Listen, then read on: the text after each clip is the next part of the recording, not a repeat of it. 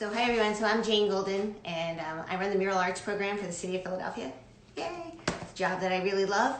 And today we're going to be talking with Steve, I really love and admire and I've known for a long time. And I think he is extraordinarily talented and smart and funny and has a huge heart. And I know that Mural Arts has been enriched infinitely by being connected to Steve.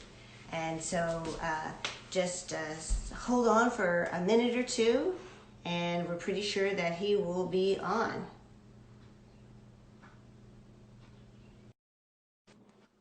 And I think we're waiting for Steve Powers. There he is. And there he is. I got hi, Steve Powers. Hold on, hi. I just want to introduce somebody here. Where is he? That's Mel. Say hi, Mel. Oh, hi. How are you? I'm Jane. Awesome. It's so nice to see you. He's got his mask on. That's good. I'm glad to see you. See you, Mel. And you're practicing social distancing, I hope. I'll get the work on. Cool. I'll be finished by tomorrow. So how are you? Whatever you want, Mel. Whatever you want. Whatever you want, Mel. Mel can be part of the combo. All right. Steve Powers, how's it going? So that is Knock 167. He is the painter of the Star Wars whole car that they named the movie after. He's a superstar from 145th Street. I'm sorry, 167th Street. And he lives down the block at like a 3-quarter house. Wow. And he sells us a drawing every day. We buy a drawing off of him every day for $20. Really? And just as I was trying to go live with Mural Arts, Mel walked in the door. How do you like that? Wanted to have a conversation. He must have known about that, right? Like my affinity with graffiti. And you. You can't escape it. It's going to follow you around for the rest of your life, Jane. I know. Don't you think that's true? It's going to follow me around. It's going. I'm just getting some volume going. Yeah. I have to get my volume up too. Okay, great. So, and how are you doing? How's the family? So we're fine. Everybody's healthy. Everybody, I think, in our immediate circle is okay. But you know, it's terrible. It's like a cloud is hanging over the city, and you know, I think we're learning new ways of being kind to each other. New York's always been the place where you could just be. You could be an asshole. Like, it was encouraged to be like standoffish and a little cooler than everybody else. But now there's a real urgency for people to be a little extra nice with each other. And it's hard because you got a mask on your face most of the time. No. So your eyes have to do so much more work than they're used to in kind of like signaling to people that, you know, you care about them and you're not me. Yeah, I love the things I'm seeing on Instagram that you've done. I mean, you know, as always, I love your work. And like, so what have you been doing? What are you working on? And how are you coping with this? I think pretty, you know, I feel like it's overwhelming and I get so little done every day. Like, it was funny when this started, everybody was saying like, oh, I'm going to have all this time. I'm going to read War and Peace and I'm going to write War and Peace, and you know, I'm still gonna have time left over to binge watch everything. But the days go so fast. Like, it goes so fast. I can't wait for the days to be over and go to sleep sometimes. But they go ridiculously fast. Like, it'll be 6 p.m. and I'll realize I haven't gone out. And my son is 12. He just turned 13 yesterday, actually. And I had to drag him out. Like, I'll have to drag him out. And we'll ride bikes around just to like get some vitamin D and get some exercise in. It's like crucial. But you know, if we didn't do that, days would pass without any markers. I've been drawing and doodling and not doing enough writing, but trying to write and cleaning the house. Like, before now, it's just been a hotel to live at. You know, it'd be a place to drop my bags and like run around the city. But now it's like we're actually making it. After 12 years, we're making it a home. Oh, so, well, that's nice. That's a bright spot, right? And and just seeing your images, I don't know. Sometimes I look at the love letter murals, and I just to get sort of a moment of inspiration. You know, just to talk about a little work before I have got my questions for you.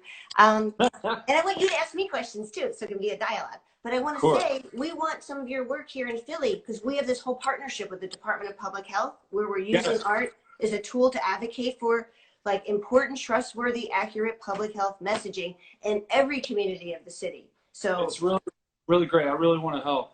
And yay! there's a Philadelphia. I wish there was a better resource for it. I'd like to find it. I mean, I'll have to ask um, J.R. Pettit if you're watching. I know you've got resources, but there's a Temple Archives. I'm talking to Temple Archives specifically, but I'm looking for Philadelphia graphic design from the 50s, late 40s, late 50s, late 40s to late 50s, maybe early 60s. I feel like it was like a really great, sweet pinnacle of graphic design. Mm-hmm. And, you know, Philly only being 100 miles from New York, you know, New York, they had everybody clamoring, I guess, to like update and modernize the New York, all the New York graphic indications, all the New York graphic communications. But in Philly, like, it got locked into something in the 50s and it stayed there for like 25 years. And it was really good. And Yeah.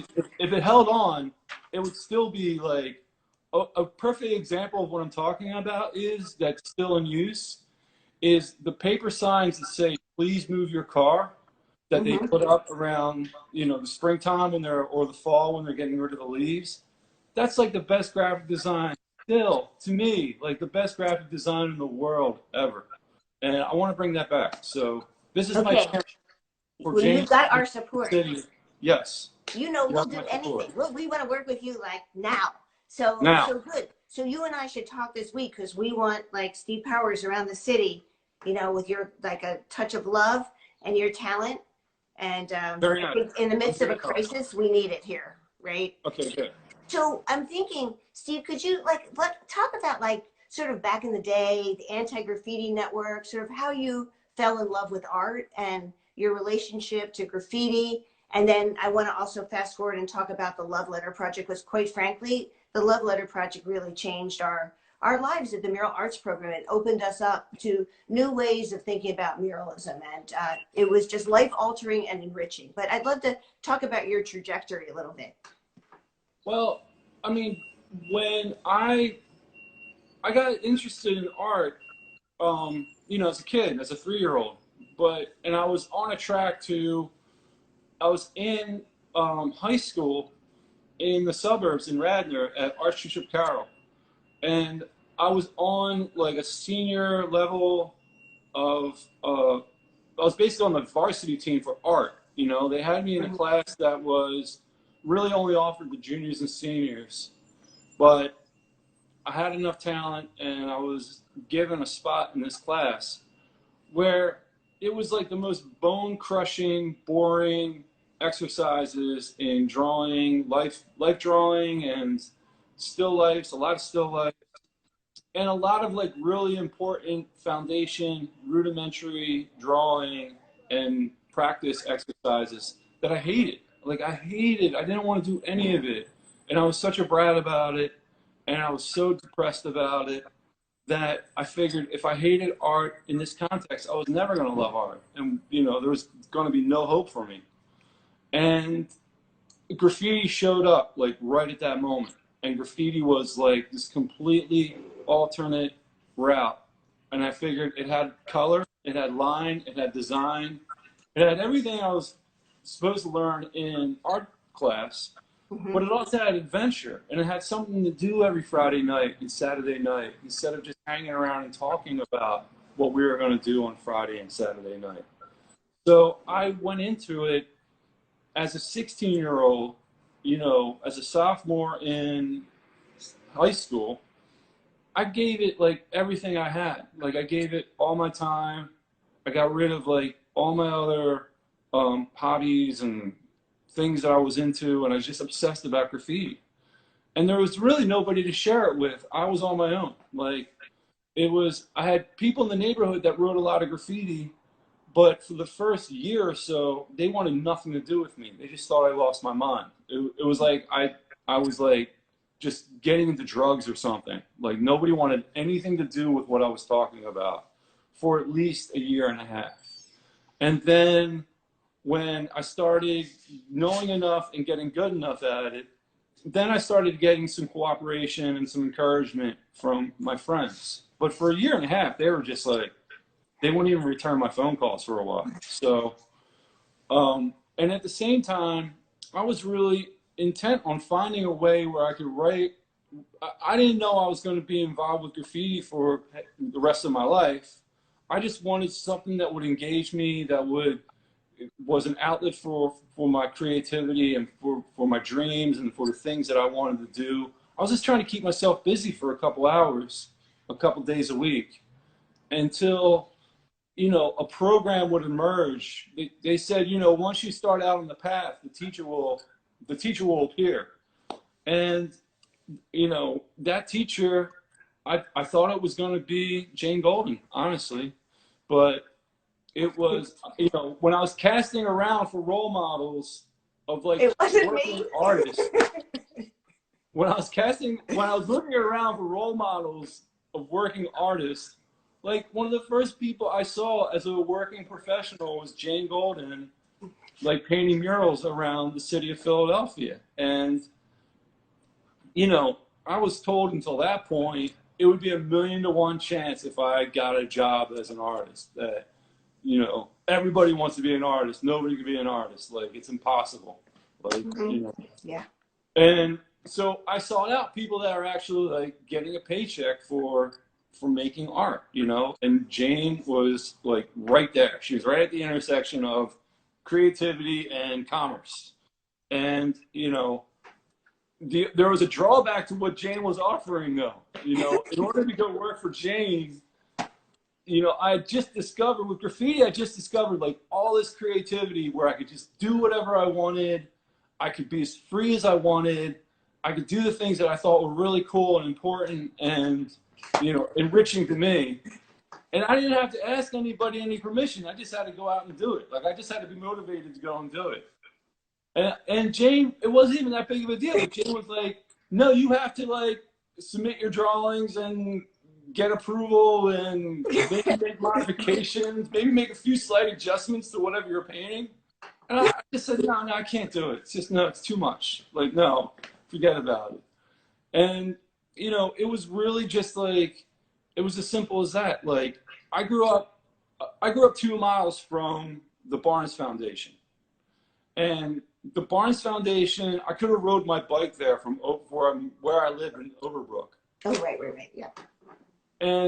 But the Barnes Foundation, you couldn't just, I rode my bike to the Barnes Foundation and like try to get in. And they said, no, you need to like write us a letter and then we'll write you back and we'll give you permission. We'll send you tickets. We'll give you an appointment.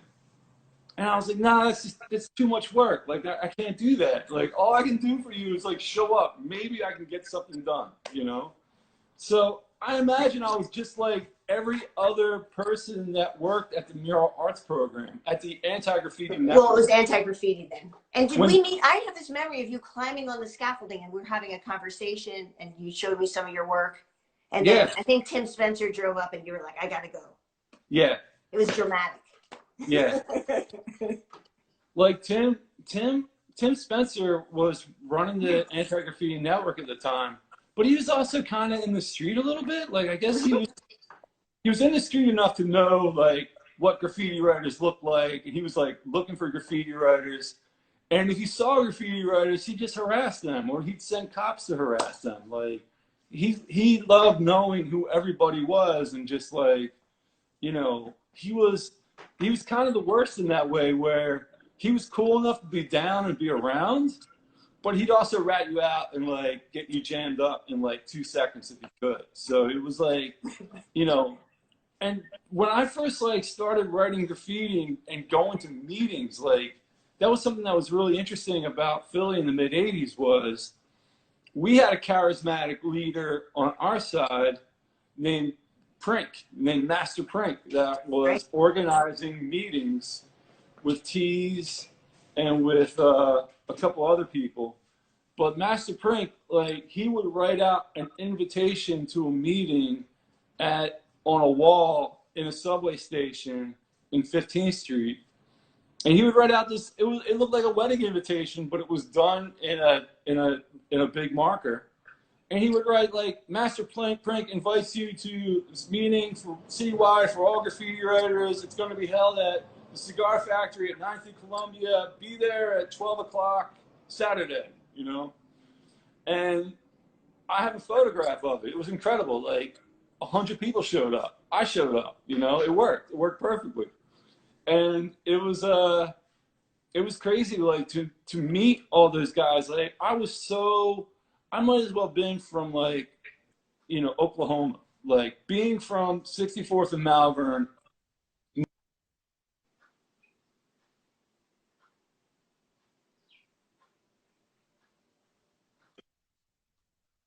At 9th and Columbia. I remember, like, I almost got robbed. I almost got beat up repeatedly. Luckily, I had the foresight or the luck to bring a West Philadelphia writer named Zaire with me. I know Zaire's out there. What's up, Zaire? And Zaire had my back. Like, Zaire kept me from getting photos taken from me. I met Cadism. Cadism stole photos out of my photo album. Zaire got my photos back for me. Cad hated me for like 20 years. It took me a long time to become friends with Cad again. But we're good friends now. And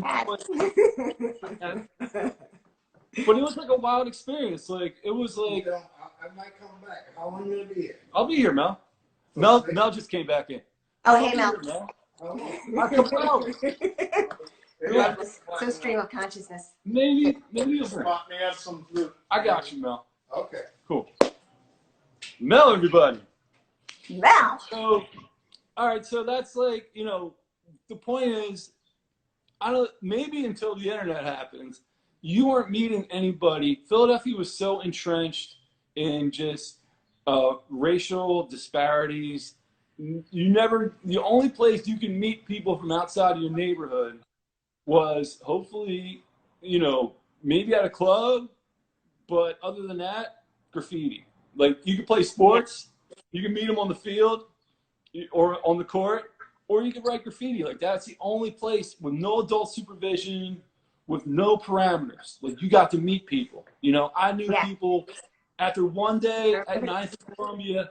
I knew people in every neighborhood in the city. 9th and Columbia, that's where you do meet. I remember driving up in my city car, and people thought I was the police. I'm like, I'm not the police. I'm an artist. It was so wild and, like, amazing. Like, it was amazing. And I have to say, anti-graffiti did impact us in deep ways. Like, that period was really informed us who we are today. Even though I mean, I saw myself, I mean, I was really taken with all the talent you had, you know, like Rocco and Teddy and Eric. And, well, look at Prink. Prink became a reverend. He was like, he was quite amazing. He's Pastor Prink now. Pastor Prink.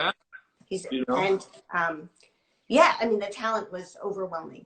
And so then your jump from there, so then you moved to New York, and talk about the evolution of your work, like how that started to form, because I was following you from a distance. So yeah, I started, me and Ari Foreman, we had a magazine called On the Go. It was something I started, and Ari, like, made it a real magazine. And we moved up to New York because all the advertisers, we were a hip hop magazine, but we had a real graffiti focus. Like, we were looking at hip hop just as a way to, like, promote graffiti as strong as we could. So it was kind of an amazing but financially difficult magazine for us. But from, like, it moved us up to New York, and from, like, August of '94 to maybe August of 1997, 98 maybe. That's all I did, was, like, I was publishing a magazine, I was interviewing rappers, I was selling advertising, and then I was trying to talk about distribution, or maybe selling the magazine, or maybe getting some cash to, like, make us a real magazine. And it was like a time in New York where I could wait. I was waiting tables at a restaurant, and I could feed my staff at the restaurant and still make $300 or $400 a week to pay my rent that was $600 a month. And that's what I did from like 96 to 99, basically. It was just like wait on tables or bartending, pursue this like elaborate pipe dream of a magazine that was super fun, but like financially impossible. And mind you, it was only financially impossible because I wanted the magazine to at least have 50% graffiti in every issue. I wanted to write the way I wanted to write, which was just making fun of rappers that I thought were terrible or were stuck on themselves.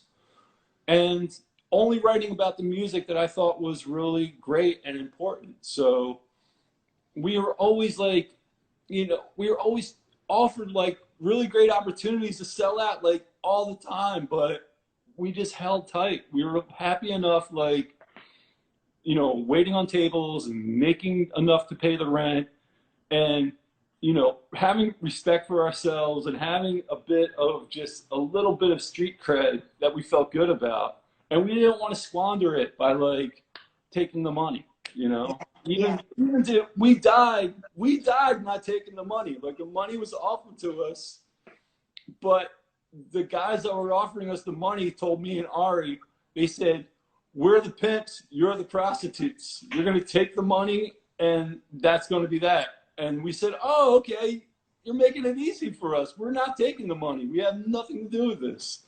So we left, and then we could be failures. And then we were like, all right, this is great. Like we have failed as a magazine. Now let's go and be artists. So Ari actually kept On the Go going as an advertising and design company consultation. It's still going to this day.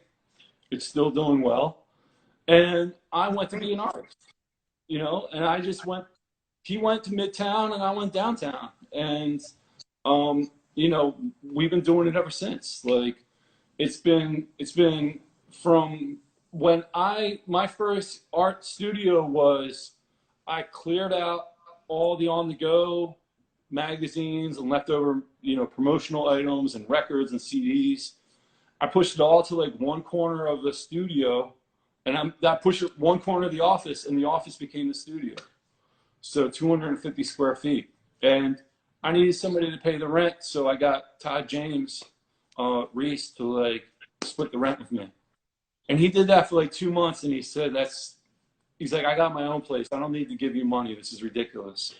So after that, I was on my own. But, and it was just, from there, it was, I had spent so much time around hip hop and graffiti that I was really interested in just the way things are marketed and the way that people sell cool things to each other.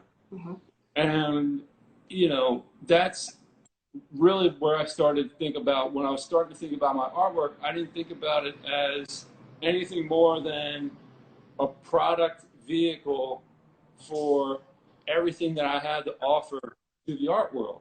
And, artists come out of art school every day. They come out of Yale and they come out, Skowhegan or whatever, and they have their program. And me, I was just coming out of like 4 or 5 years of publishing this magazine, and that was my art school. So I had everything was like couched in just branding and marketing. And, me and Todd had similar experiences to mine. So we just laughed and we just dragged all this like street marketing into the art gallery. And that's how we started. And the first exhibit we put together with this mindset was called Indelible Market at the Philadelphia Institute of Contemporary Art. Me and Jane got a grant that was split between us and a few other arts organizations in Philadelphia. I forgot about this. This is great. Yeah. Yeah, it was called Wall Power. And it was an early grant that was, it promoted 4 or 5 different art exhibits. And our Indelible Market was one of them. Jane had an exhibit of her own, but it gave her a cause to visit us at the ICA and look at the exhibit that we put on. And I remember Jane walking into the exhibit just like this, just walking in smiling, like, but it was just, I could tell it was just like, I had to explain it to her. I had to explain it to her like I explained my artwork when I climbed up on the scaffolding and would talk to her about the artwork. So, I loved it. I went over and I explained that the whole was exciting. thing. I remember the billboards, and you did one, Barry McGee did one, and then one billboard got stolen. It was like big drama there. Yeah, part of the grant was to create artwork for billboards, and it was wonderful because we could paint the billboards. Like, we had a space in the museum that was big enough that we had plenty of room to paint our billboards, and then they were rolled up and then installed in a few places around West Philadelphia. And Barry's got stolen like immediately by, we think, an anti-graffiti activist. Wait, I forgot. Some guy, Loser, I think his name was. But he that wasn't his name. But he was really upset about the graffiti. He thought it was promoting graffiti. He wrote letters to everybody that he could write letters to. Barry just like took the letter and like published it in one of Barry's like monographs, like, and but the billboard disappeared. Like, the billboard's worth a fortune now, probably. I was gonna say whoever has it is really lucky. I got my billboard back. You did. But, that's funny. So then, Steve, then how did Love Letter? What's the genesis of that? Because that to me is it's such a moment of like love between two people, love between us and all of us in our communities, and then all of us in our city. You know, it's sort of like, it's so expansive. So if you could talk about that. I remember the day I got the call from Paula Marincola. Thank you, Paula. Connecting us. And it was like, Steve Powers has this brilliant idea, and I think the two of you should work together. It's like, yes. That's awesome. It's cornbread. The whole idea is really, it all goes back to cornbread. Like, I got to meet Cornbread in 1992, and Cornbread, he's exactly the same now as he was in 92, as he probably was in 1967, right? And Cornbread, you know, I put a camera on him, and I just asked him about graffiti. And, you know, this is a guy that wrote graffiti in 1967. He's the first graffiti, you know, he was the first famous graffiti writer from the streets, like, hands down, anywhere. And, you know, he was like this personality that he invented himself, and then a newspaper writer named Tom Fox wrote about him, and they invented this brand new, like, American, like, cowboy, you know? And it was, you know, Cornbread being obsessed about a girl named Cynthia, that he didn't know how to talk to her.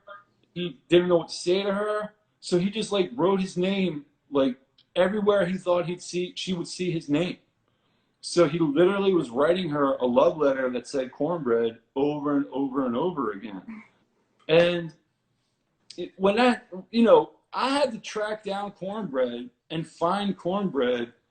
Clark DeLeon, shout out to Clark DeLeon. Clark DeLeon found him in South Philadelphia, and then left a few clues in his article that I went and found him on my own. And, you know, it was so great when that happened. You know, at that point, I'm 26 years old, and I've been writing graffiti for, you know, 10 years at that point. And I didn't even know why I was writing graffiti. I had these like lofty ideas about, oh, it's going to be art, and someday it'll be an art form, or I'll make it artistic. And then I got over that, and then I just wanted to write graffiti just for the act of like writing really good graffiti. I wanted to write really good graffiti. And then when I met Cornbread, and he put it in this context of like, it was that he did it for love, I was like, man, that's just the best. I'm really glad I met Cornbread, because he put my whole life in a completely different context at that point. You know what I mean? Like, I never really thought what I did was vandalism anyway. Like everything I did had a giving, edge of love to it. And, I was the guy that painted abandoned buildings. I still don't like painting, occupied buildings. Like it was never seeing people get really just depressed and bummed out. Like people that never lived in a building in their entire lives will get depressed at the graffiti that you wrote on somebody's house. Like, I'll be like, how could you do that? It's so mean. So I never was into that. But the act of it being like love and being like this gift that you're just, you're bestowing on your environment, even though, let's face it, like most people don't even think of it that way. Even the person that's doing it may not think of it that way. But Cornbread thought of it that way. Like Cornbread was really motivated by love in everything he did. And it was a lovely sentiment. And it was like really interesting. And he got the girl, but he also like lost his mind in the process. Like at the moment he got the girl, he was famous for being Cornbread. So he fell in love with the fame of being Cornbread. And it turned into this whole other thing, which is like, makes the story really interesting too. Like, Cornbread forgot about Cynthia, and Cornbread's been in love with Cornbread like ever since. So, me knowing all that, and a couple things happened. Like, I knew that story, and I was like really interested in that. But there was a Democratic National Convention a few years later in Philadelphia in 1996. I guess, 98 maybe. And there was a push that they wanted to get rid of all the graffiti in the city of Philadelphia. So, Jane, do you remember when they had the National Guard buffing walls in Kensington? Mm-hmm. That's how they got on top. Was that the Republican convention in 2000, maybe? Maybe that's what it was. It was a Republican convention. It was a Republican convention in 2000 that they called in, because they're Republicans, right? They called in they utilized the resources of the National Guard to like buff graffiti. It was like the stupidest thing, but it worked. They got rid of every bit of graffiti in the city. And as a bonus, there was a guy that worked for Anti-Graffiti that worked in West Philly, and he figured out a loophole that if he climbed the rooftops in West Philadelphia and buffed the graffiti on the rooftops, he could get paid extra money. It'd be like time and a half versus the time that he would spend. He would only get paid one rate if he was on the ground. But as soon as he had to climb and do hazardous like climbing, he got more money. So this guy got really into painting all the rooftops. It became like a psychologically like a challenge for him to like run down every rooftop in West Philadelphia and paint it. Now, I didn't know any of this. I just saw all the walls went brown at the same time in West Philadelphia. And I was like super interested in two things. One was, why is it that nobody cared? Like nobody knew when it happened.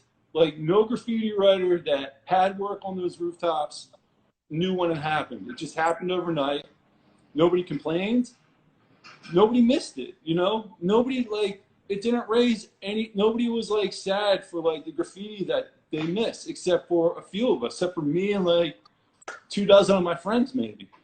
And we didn't know why it happened, and I was most curious about like how the neighborhood didn't give a shit, And I realized that because graffiti writers for all these years, we've been climbing those rooftops and painting those rooftops for ourselves. We didn't do it for the neighborhood. Mm-hmm. We didn't see our names when we take the train to go by and say like, okay, like I love taking the train. I would take the train all the way to Bridge and Pratt, and I would take it back, and I would look at every roof, and I would think about like, who I'll have a mental list in my mind of like who the best person is and who's got the most roofs and who, who's got the best looking work. And when it was my turn, I did as many of those roofs as I could. Like I did as many as I could. And I had a different approach to each one that I did that I thought would get good results. Mm-hmm. So, and I was really proud. I was really proud of what I contributed. And I was really interested in like growing old with all those graffiti pieces that I saw that inspired me, I took my place next to those, and I just waited for like the next generation and the generation after that to like take their place. And like, you know, I was just joining this tapestry of like faded graffiti that was going to be there forever. And I remember talking to Jane and talking to anti-graffiti people about it. You know, this is still in the anti-graffiti days, where I was saying like, who cares? Do you guys care about the rooftops? Like, do people complain about the rooftops? And the general consensus was people were saying, no, I never hear about the rooftops. Like Jane told me once, like, nobody ever complains about the rooftops. Like if it happens, it's just above people's heads. They don't see it. They don't worry about it. They don't call it in and complain.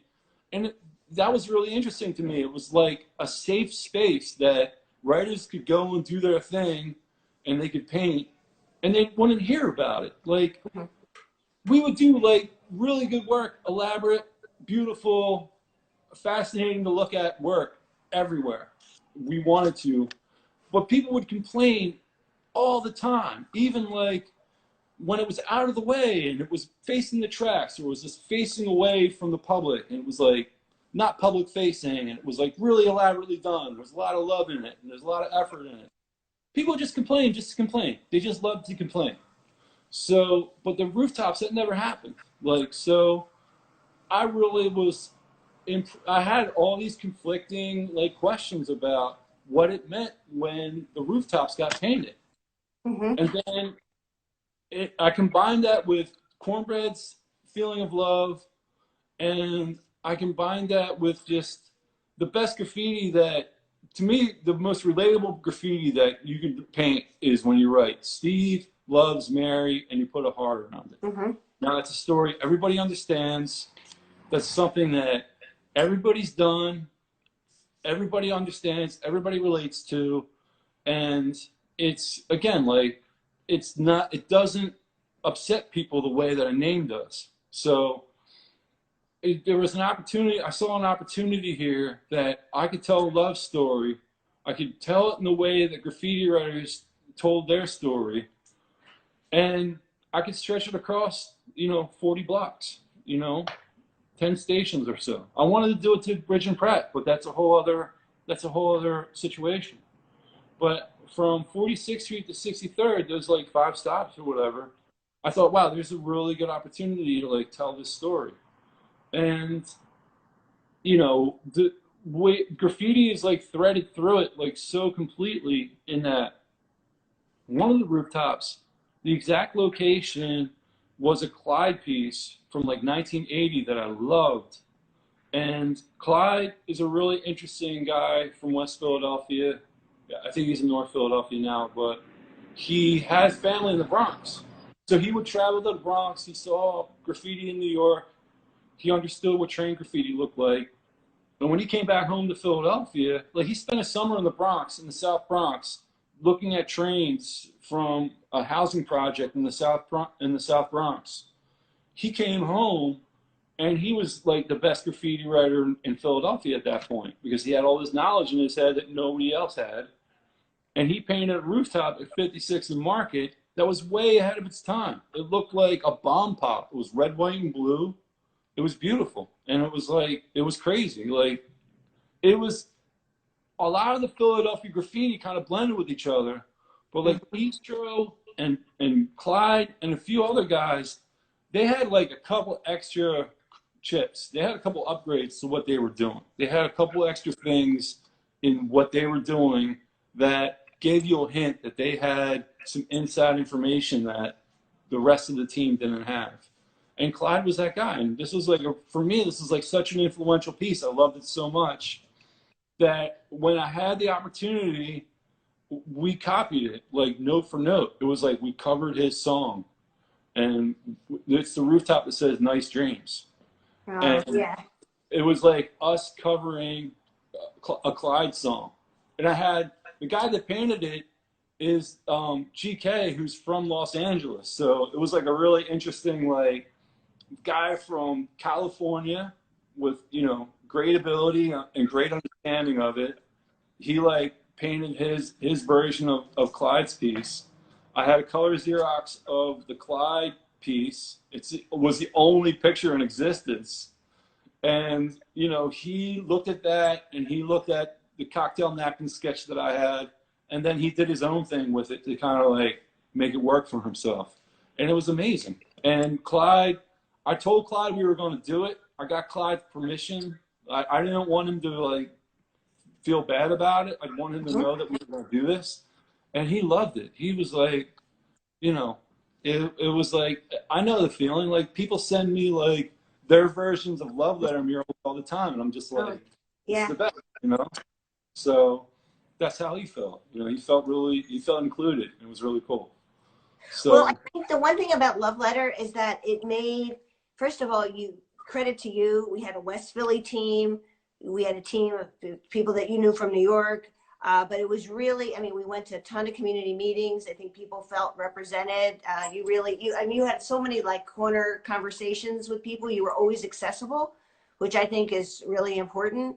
And a test of the sort of the legacy of Love Letter is that our tours sell out to this day. And I think it's inspired a generation of artists. And also, I mean, up until that point, I mean, when we became Mural Arts, we started using spray as a medium, but I think it really encouraged us to think really broadly about how we're working, who we're working with. I mean, just sort of broke open like the wall, really, no pun intended, but walls opened up. And that was a really wonderful moment. And it also, I think it shows us the power of love and the power of art. And that is like, and people all over the world have talked about that. So, and when you were in the middle of it, I remember Catherine Ott Lovell calling me because, you know, you're like, what's it going to be? What it's going to be? Because we were like, had this design process that you were never subscribing to. It was like, okay, so Steve is just going to do this, right? So we're like, yeah. And then Catherine's like, look, this is either going to be a disaster or it's going to be brilliant. And then you did the first one and she calls me up and she goes, I'm thinking it's going to be brilliant. And I'm like, all right. right. But we did have faith in you, even though we were nervous. I mean, I appreciate there's only one way to do it. You know, there was only one way, you know, in the spirit of the way it was painted in the first place, we had to be a little wild about it. Like we had, especially like, you know, to motivate the team and to keep the team motivated, like we had 20 of us, I think, working for like $7 an hour or something. I forget what it was at first. plus food and drink. But, you know, we had to keep it fun for them and keep it spontaneous and keep it as open as we could. Yeah. And we knew that if we were really true to the neighborhood and we were really doing it for the love and for the community, it would be fine. Like it would be fine. But we had to be that way. We couldn't try to like sneak something past and do it for ourselves or like, you know, make it some corporate, you know, it could have been you know, Sprite could have cut that check. You know what I mean? Like Sprite would have cut that check if they knew. But the fact that the Pew took the initiative and the Pew had the leap of faith and the vision to say like, Steve's got to work with Jane and Jane's got to work with Steve. That's how this is going to work. Yeah. You know, it was really just, you know, we made something that hopefully, I hope West Philly is still proud of it. I hope they see all the resources from it and whatever benefits can be derived from it. I want to benefit West Philadelphia. You know what I mean? It's for, and, you know, the next time when this is all over and we're back working out there, I'm looking forward to doing some outreach for like the businesses on 52nd Street, the businesses on Market Street, just as a way to get people to come back and partake in West Philadelphia. We have a few walls that we're going to paint out there. We're in the middle of painting one, and Mural Arts generously paid us for this wall. We were ready to paint it, and then Mike, my partner in crime, Mike came back to me and he's like, the plan that you have isn't working. He's like, I'm talking to people and I'm getting a whole other vibe. You need to come down here and we need to do some work down here. We had a wall at 53rd Street that it was the TV Eddie wall that said it was the drugs and guns, and it was kind of a heavy wall. But TV Eddie was really interested in us painting the wall, and he co-signed on the wall, which made it a lot easier. I mean, it was like kind of a harsh message, anti-violence and anti-drug and pro-love, which is fine. But you know, you paint drugs and you paint the word drugs and you paint the word guns on a wall, it's already like you're already swimming against the tide a little bit. But TV Eddie thought it was important, and TV Louie, I'm sorry, TV Louie thought it was important, and he wanted us to like keep it as it was. So him co-signing on the wall and him saying like, it's important that you say it just like this, and I'll take the heat for it, was super important. Well, Louis passed away, and now his sons are in the building that he was in, and the vibes changed a little bit there. And we had a plan for painting there, but we were like, let's kind of like, we need to marinate on this and talk to the neighborhood a little more. Okay. Nice Dream needs another coat of paint. We need some negotiations there, and at least the Miss You train wall, the really big wall at 45th. Oh yeah, love that one. That needs another coat of paint. So I feel like we got a solid 2 weeks of work there. As soon as this, hopefully, we'll say the fall. We'll try to like we'll say the fall. I think the fall feels like yeah, I think so. Well, Philly is really, I mean, we can't wait to have you come back and to make a mark. And I know we're running out of time, but I have one last question. Hold on, Jane, what are you doing these days? How are you feeling? What am I doing? Yeah. Oh, we're so busy.